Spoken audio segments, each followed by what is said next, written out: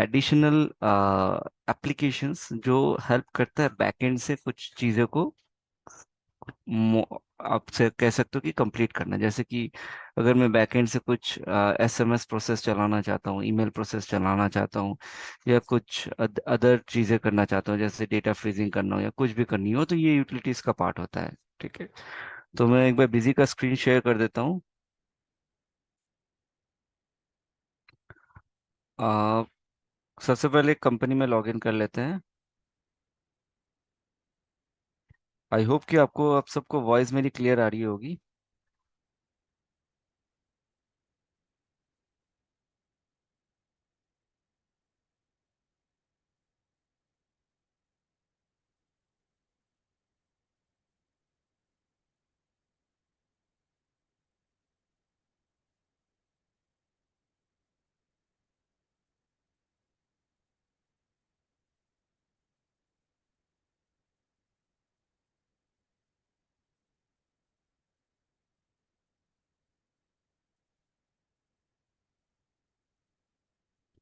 And screen भी visible हो रही होगी सबको।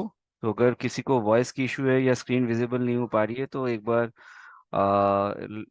रिकनेक्ट कर सकते हैं, या अगर आ, मेरे एंड से कोई दिक्कत है तो आप लोग चैट बॉक्स पे भी शेयर कर सकते हैं किसी को, अगर सबको ही अगर वॉइस में इशू आ रही है या स्क्रीन विजिबल नहीं हो पा रही है तो आ जाते हैं यूटिलिटीज पे।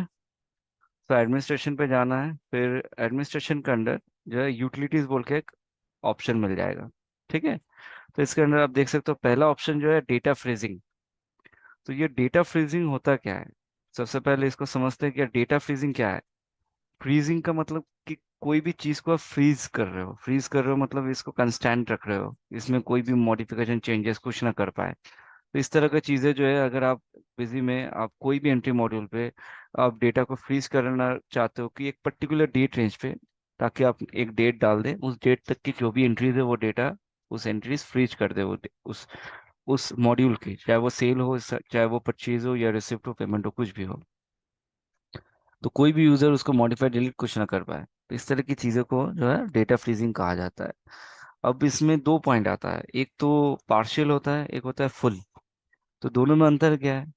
फुल में तो क्या होता है कि एक ट्रांजैक्शन की बहुत तरह की ट्रांजैक्शन होती है, payment, receive, general, contract, debit note, credit note, issue, receive, कोई भी ट्रांजैक्शन, पूरे ट्रांजैक्शन की जो भी एंट्रीज है सबको फ्रीज कर दूंगा मैं एक डेट रेंज पे। मैं डेट डाल दिया, उस डेट में फिर फ्रीज कर दूंगा, कोई भी मॉडिफाई डिलीट कुछ ना कर पाए। और अगर होता है पार्शियली, तो मैं डिसाइड कर सकता हूँ कि कौन से मॉड्यूल पे मुझे डेटा को फ्रीज करना है।